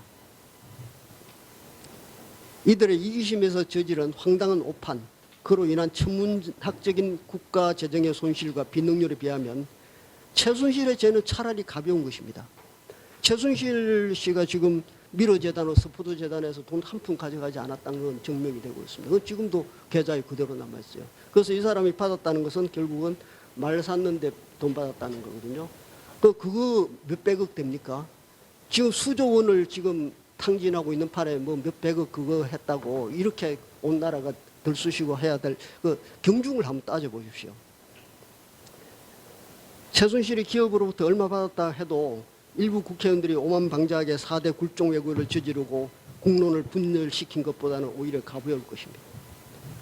국회의원 수를 대폭 줄이고 국회 권력을 대폭 삭감하고 의원직을 무보수 명예직으로 만들지 않고서는 절대 이 나라는 바로 설 수 없다고 생각합니다. 지금 촛불의 상황도 권력 획득의 절호의 기회로 삼아서 동분서주하고 있는 국회의원들이 있습니다.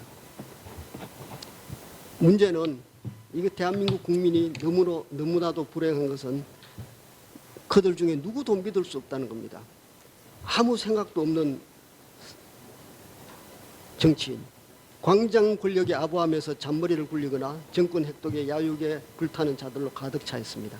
시장 경제를 부정하고 규제를 선호하고 노조의 환심과 국가의 미래를 맞바꾸는 이 집단들에게 대한민국의 미래가 달려있는 이상 우리에게 희망은 없지 않을까 생각합니다. 다음으로 국정농단 세력 다음으로 위험한 집단은 역시 권력기관인데요.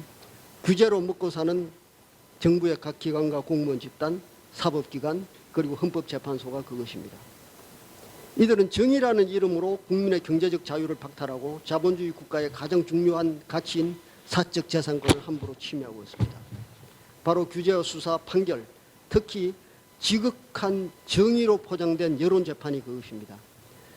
사법부가 특히 문제인데 경제를 알지 못하고 개인의 재산권 보호할 능력마저 있는지 지극히 의심스럽습니다. 문제는 사법시험에도 경제 과목과 역사 과목이 빠져 있어요. 그래서 이 사람들이 도대체 경제를 몰라요. 이 자유시장 경제에서 경제를 모르면서 판결을만 정의만 쫓아서 판결을 냅니다. 그러니까 정의가 달성된다면 경제는 죽어도 좋다 이런 얘기거든요. 이건 굉장히 위험한 이야기입니다. 사실은 사유재산이 보호되지 않으면 자본주의 국가가 존재할 이유가 없는 거죠. 존속할 수 없습니다. 국가 경제가 발전할 수도 없어요. 그런데 이게 사법시험에 경제 과목도 없고 역사 과목도 없습니다. 그런데 역사 과목은 지금 현재 한국 금융 교과서 체제하에서 배웠다면 차라리 빠지는 게 좋았을 것 같기도 합니다.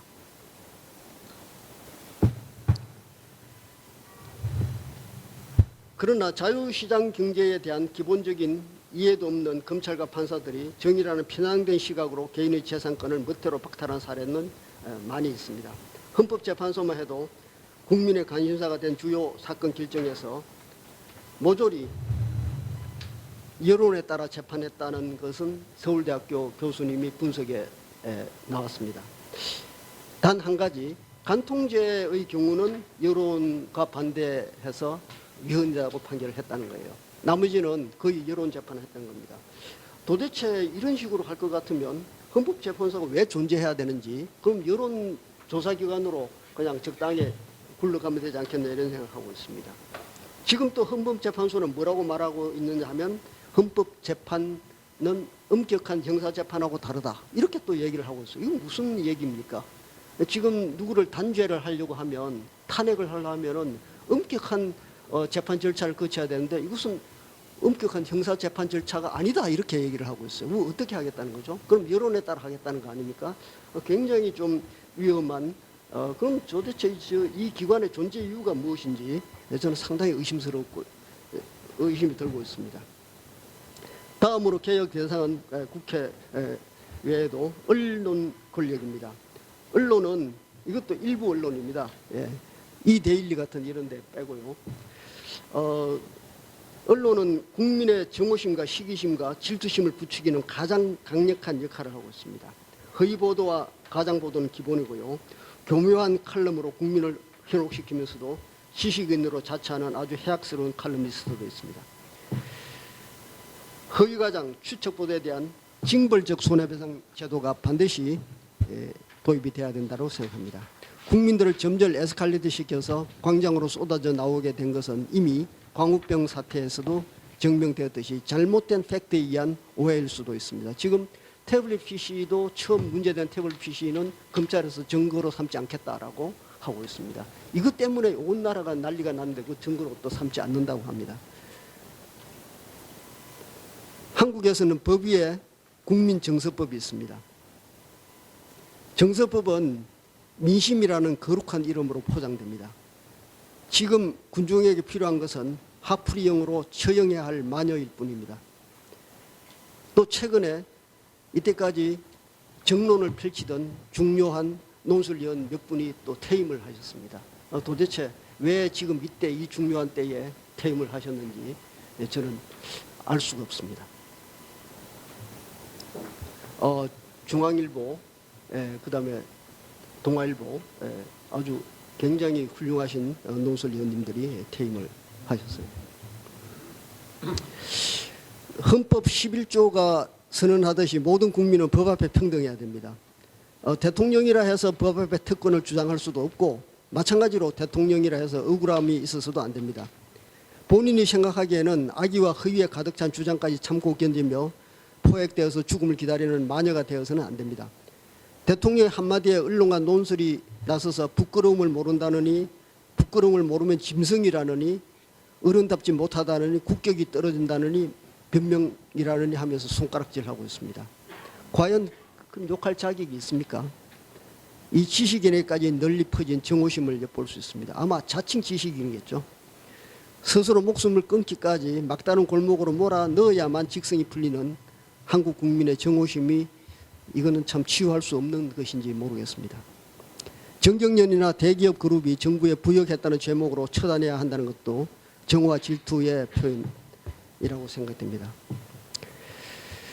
아까 남성일 교수님이 라스베가스 전시회에 다녀오셨다고 했는데 거기서도 우리나라 대기업의 역할이 정말 자랑스럽다 이런 말씀을 하셨습니다. 사실 그렇죠.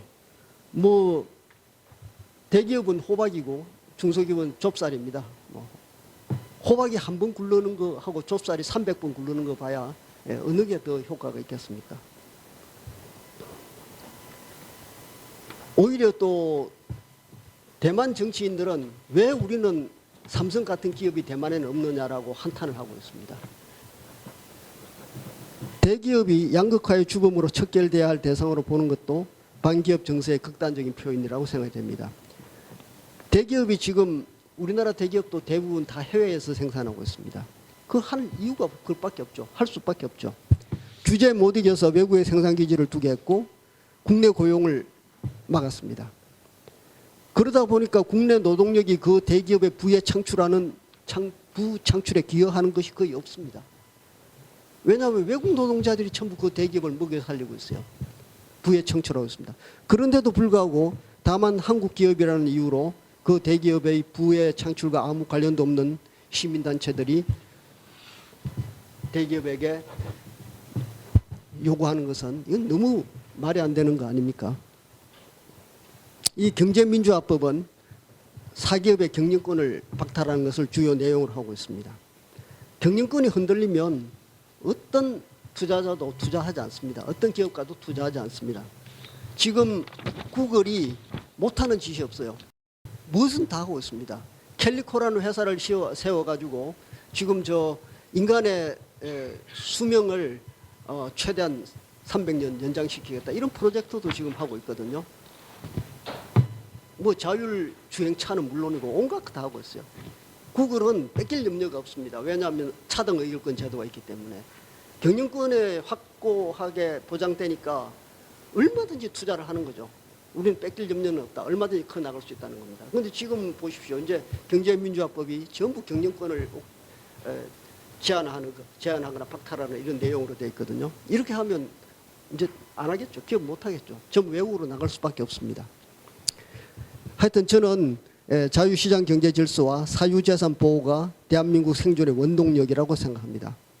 현대는 과거는 부를 일구는 것이 농업이었지만 현대는 기업입니다.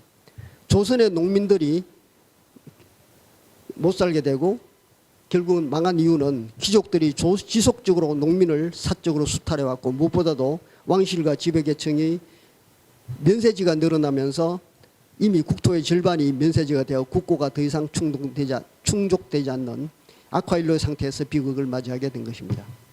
결국은 조세제도가 제대로 안 되니까 군대도 유지할 수 없었고요. 지금 현재 한국도 군사적으로 무능력자나 마찬가지입니다. 그럼에도 불구하고 정신이 똑바로 박힌 지도자가 보이지 않는 것이 현재의 상황입니다.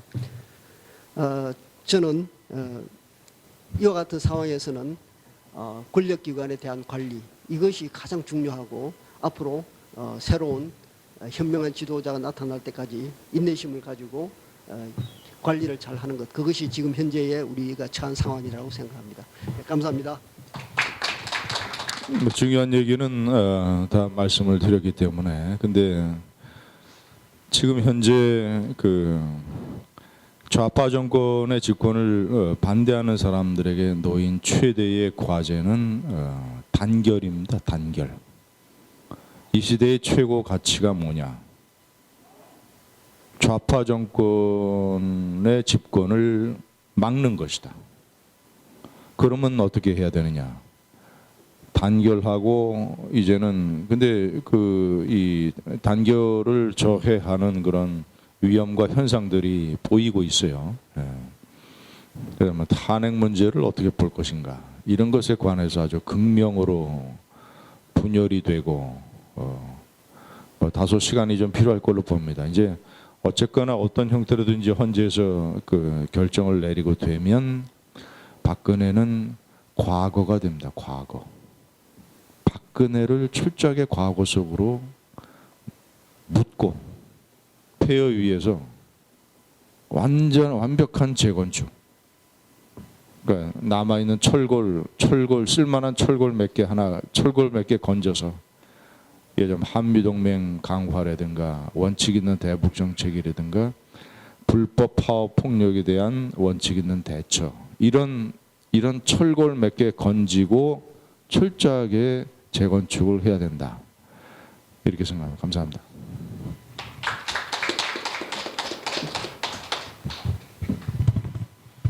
이렇게 해서 2017년 대한민국 어디로 갈 것인가에 대해서 이야기를 들어봤습니다.